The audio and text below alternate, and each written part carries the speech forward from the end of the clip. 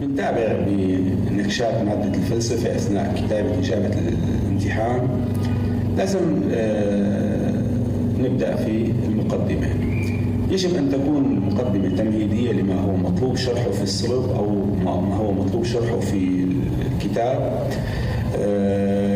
لأنه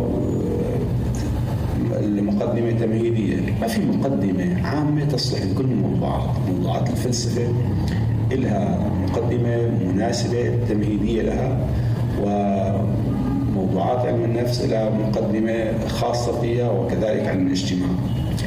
الخاتمة يجب أن تكون مكونة من مكونين. في أولا النتيجة، اثنين الرأي الشخصي. ما بصير دمجهم عن بعض البعض. إذا ما كانوا منفصلين عن بعض البعض ما بياخذ علامة إلا واحد منهم، يا النتيجة يا الرأي الشخصي. هلا النتيجة كيف تبين؟